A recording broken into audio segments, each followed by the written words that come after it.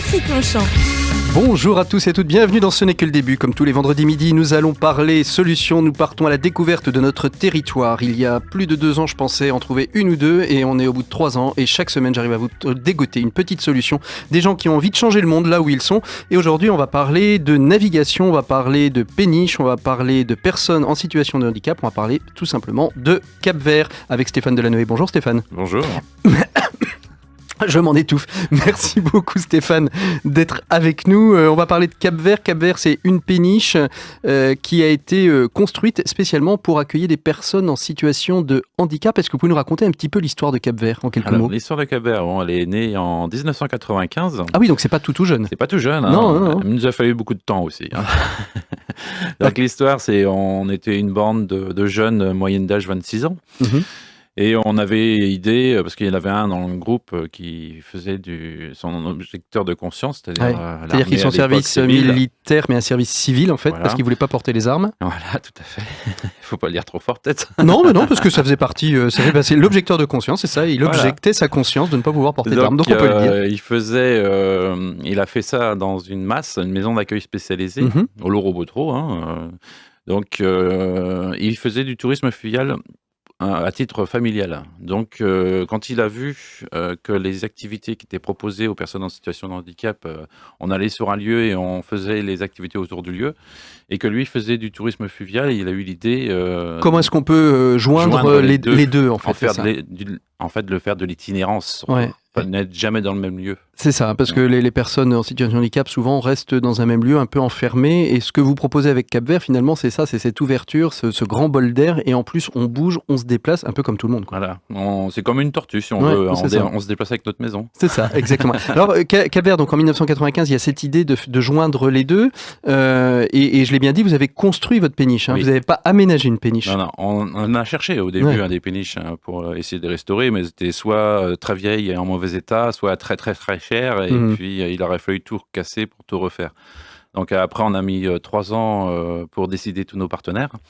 Donc après on a rencontré plein de personnes dans l'insertion, dans la construction navale, et puis on est tombé sur l'association des anciens de la navale de Nantes qui avait fermé en 86.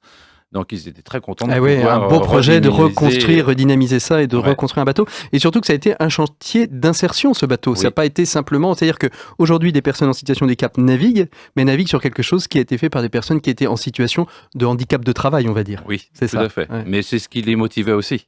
C'est qu'ils faisaient quelque chose qui allait servir pour quelqu'un qui était en difficulté comme eux, quoi. Alors donc, combien de temps pour construire ce bateau et en arriver à cet hôtel flottant pour personnes handicapées aujourd'hui ? Donc on va reprendre 95, donc 3 ans de projet, de montage. Après, on a encore 3 ans de construction au niveau de la coque, et donc on arrive en 2001.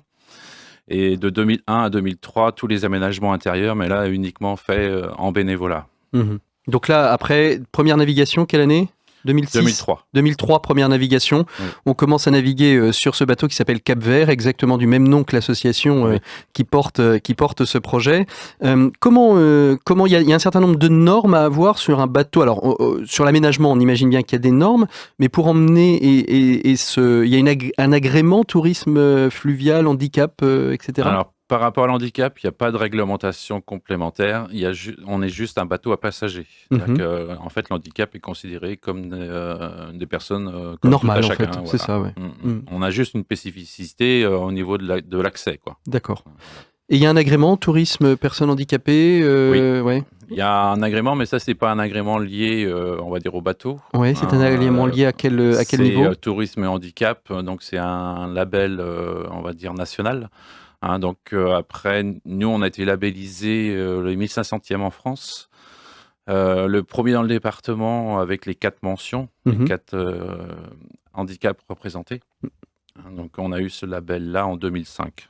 Alors c'est qui vos publics ? Toute forme de handicap finalement peut venir sur votre bateau ? Tout type de handicap. Et comment on fait ? Qu'est-ce qu'on y fait en fait sur le bateau ? Vous proposez des activités ou ce sont les personnes en situation de handicap, les animateurs, les accompagnateurs qui proposent des activités ? C'est conjoint ? En fait, l'activité, elle est d'elle-même. C'est-à-dire que le bateau, il se déplace. Donc, c'est vrai que le paysage, il défile. On observe. on a le passage des écluses, on a le passage des ponts qui peut être aussi délicat que les écluses. Donc c'est vrai que c'est tout le temps en perpétuel mouvement, donc il n'y a pas besoin d'apporter autre chose.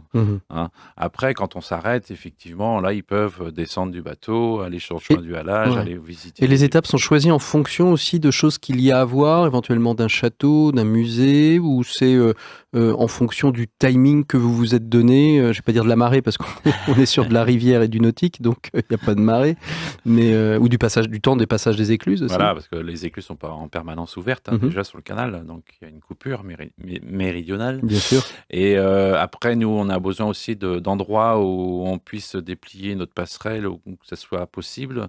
Après, quand on a les étapes du soir, il nous faut aussi un point électrique pour qu'on puisse se brancher pour la nuit. Donc, c'est vrai que les étapes, elles sont déterminées par rapport à nos besoins, quoi. Et alors, ils mangent sur le bateau, c'est vous qui êtes pilote et cuisinier? Comment ça se passe? Ouais, c'est ça, ouais. Je suis un cuisinier diplômé, donc d'accord. ça aide. Et alors, diplôme que vous avez passé pour justement ce métier aujourd'hui que vous avez, ou que vous aviez auparavant? Je l'avais déjà auparavant. Ah oui, d'accord. C'est le métier plutôt de pilote de bateau passagers. Que vous avez appris pendant la construction du bateau. Donc vous les coucounez, vous leur préparez de bons petits plats pendant ce séjour? En général, ils se plaignent pas du tout. Oui, ils se plaignent pas, non. Ils prennent du poids pour certains. Oui. Et après, les médecins, quand ils rentrent, des fois, ils sont contents parce que des fois, c'est des gens qui mangent très peu. Et puis là, sur le bateau, comme par hasard, ils mangent bien. Et le centre ne se remet pas en question sur la qualité de sa nourriture? Si, je pense. Mais ça, ils y peuvent pas grand-chose. Malheureusement, ceux qui viennent n'ont pas la décision sur la nourriture, malheureusement. Justement, donc vous les chouchoutez finalement, c'est ça en fait, vous les accompagnez, mais sur la partie, parce que qui dit péniche, on vit pas sur la péniche, on vit dessous, enfin on vit sous la coque. Nous, c'est plutôt le contraire, on vit beaucoup sur l'extérieur. Donc, oui, en journée, mais pour dormir. Pour dormir, oui. Alors comment on fait accéder les fauteuils roulants jusqu'aux cabines? Parce que je suppose qu'il y a des cabines aussi. Oui, il y a 2 cabines, et puis ils peuvent descendre par le biais d'un ascenseur.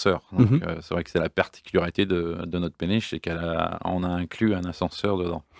Et alors, ça demandait beaucoup de travail pour inclure alors même si vous construisiez la péniche de toutes pièces, ça demandait quand même beaucoup de travail d'inclure un ascenseur dans ce dispositif? Non, mais il fait vraiment le concevoir dans la structure du bateau, quoi. C'est une petite vigie qui se lève. Voilà, moi, je suis allé le visiter, une petite vigie qui se lève. On rentre et on descend. Saison 2018, ça commence quand? On peut venir naviguer n'importe quand avec vous, où il y a quand même une saison qui commence, mettons, mars-avril et qui se termine fin septembre, début octobre? Mais c'est exactement ça, c'est qu'on commence en début avril et on finit fin octobre. Ah bah j'ai tout dit alors. Voilà. Et comment on vous joint alors? Comment est-ce que l'on peut éventuellement... il y a des listes d'attente, il y a beaucoup de gens, il y a beaucoup de demandes? Il y a des mois qui sont très très très demandés, donc effectivement, il faut s'y préparer longtemps à l'avance. Ouais. On peut nous joindre par téléphone, par mail, Vous avez un site internet, je rappelle le site internet, c'est asso.capvert, asso.capvert.com ou .fr. Site internet, pardon, pénichecapvert.com, et le mail c'est asso.capvert@gmail.com. Le téléphone, bien évidemment, 06 32 30 46 35. Voilà, si vous voulez aller visiter, on peut venir visiter simplement, venir voir à quai, comme ça, on vous donne un petit coup de fil. On nous contacte à l'avance. Et puis on peut venir visiter. Oui. C'est ouvert un petit peu, parce que le bateau peut être aussi utilisé par des personnes en non-situation de handicap. Vous ouvrez un petit peu la possibilité exceptionnellement, on peut pour des événementiels ou des choses comme ça, l'ouvrir pour faire connaître un petit peu le projet Cap-Vert. Des besoins aujourd'hui, des chantiers en cours? On a toujours des petits chantiers de rénovation, d'entretien du bateau. Après, non, autrement, ça se passe pas trop mal. Et puis un petit coup de gueule pour terminer, c'est que vous pouvez plus venir à Nantes parce que la mairie d'Abord ne répond pas à vos courriers. Voilà, on a envoyé un courrier en début de saison 2017 et puis on attend toujours la réponse. On demandait la gratuité pour qu'on puisse faire nos escales à Nantes. Malheureusement, on n'a pas eu de réponse. On a simplement reçu une facture de NGE. On va vous dire, pour 6 jours, on en avait pour plus de 200 €. Donc voilà. Donc on trouve qu'une ville comme Nantes, qui est accessible, qui a une politique de l'économie sociale et solidaire par rapport au handicap, etc. À défaut, en tout cas, de vous faire payer la facture totale, au moins d'avoir une réponse qui explique pourquoi. Voilà. En tout cas, merci beaucoup Stéphane Delanoë d'avoir été avec nous. Si vous voulez donc retrouver toute l'information de Cap-Vert, vous allez sur pénichecapvert en un seul mot.com. Vous trouverez toutes les infos pour y aller. Et puis moi, je vous souhaite un très très bon week-end à l'écoute des programmes de Sun. Et on se retrouve la semaine prochaine. À très bientôt.